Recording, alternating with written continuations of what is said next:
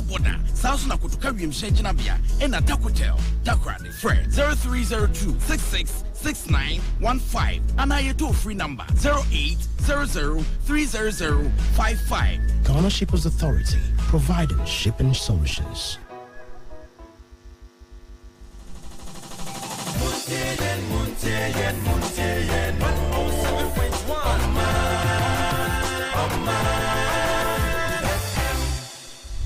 Grace-filled morning, a warm welcome to Maritime and Port News. Maritime and Port News is proudly sponsored by the Ghana Shippers Authority. They provide you with the best in all your shipping solutions. Contact them at the Shippers House in Accra. You can also join us live on YouTube, on Omanfm and Facebook on Neto TV GH.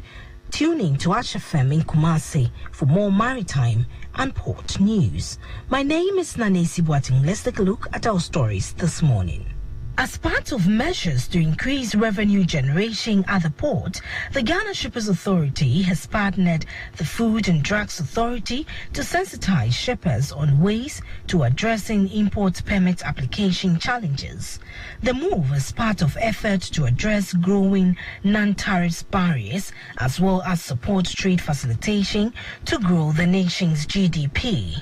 A United Nations Conference on Trade and Development report suggests that African countries could gain $20 billion in GDP growth by tackling such barriers at the continental level.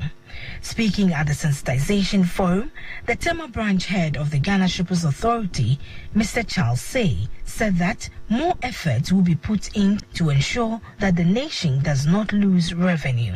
Let's listen to him. Ghana, and for that matter, shippers cannot allow simple processing of document or obtaining permit and under regulatory requirement from other institutions to add to the non-tariff barriers which may have the potential to prevent the hard-working importers and exporters from meeting deadline of delivery cargo due to simple processing of registration and permit acquisition. Madam Chair, it is my belief that one sure way to remove non-tariff barriers is to sustain awareness creation, targeting specific groups and entities, and the willingness of state agencies to assist these groups without any form of solicitation and appellate applications process to give preferential exclusion in any form. Let us remind ourselves that AFTA has taken off, and to take advantage of it, Custom House agents and their principals have a responsibility to get acquainted with some of this regulatory requirement to facilitate trade. You heard the Tema branch head of the Ghana Shippers Authority, Charles Say. Meanwhile, the Deputy CEO, Technical Operations at FDA, Ikuya Amate, said all stakeholders must work hard to ensure the efforts being put into trade facilitation yields results. It is expected that you, our stakeholders, also position yourself to comply with the Public Health Act 2012, Act 851, and the authority's guidelines regarding the registration and importation or exportation of regulated products. This is important in ensuring a win-win situation where the FDA, as a regulatory institution, is not only concerned with regulation, but trade facilitation as well. That was the Deputy CEO, Technical Operations at FDA, Ikuya Amate. In other stories, global energy prices have risen dramatically as a result of the war in Ukraine and ongoing COVID-19 lockdowns in China. And the World Bank say consumers shouldn't expect relief anytime soon. Despite a recent drop in the price of oil from highs of over $139 per barrel in early March, global energy prices are expected to rise an incredible 50.5% this year, according to the World Bank's April Commodity Market Outlook report released on Tuesday. Despite a recent drop in the price of oil from highs of over $139 per barrel in early March, global energy prices are expected to rise an incredible 50.5% this year, according to the World Bank's April Commodity Market Outlook report released on Tuesday. That's the biggest jump since 1973. Crippling Western sanctions against Russia have disrupted the global trade of commodities, leading to huge energy price increases. Food prices are projected to rise 22.9% this year, as well as the most since 2008, as wheat price jumped 40% to record highs. Ukraine was expected to produce 10% of the world's wheat in 2022, but the World Bank says anywhere from 25% to 50% of that production has been affected by the war. The report also indicated that rising commodity prices have contributed to levels of inflation not seen in more than 40 years in the US and a record high of 7.5% jump in consumer prices in Europe. At the same time, forecasts for economic growth worldwide have taken a hit.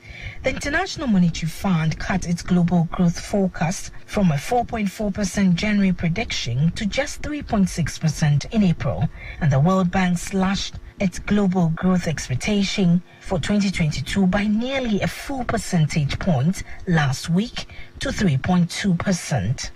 Rising commodity prices coupled with slowing global growth have experts at the International Financial Institution warning about potential for stagflation.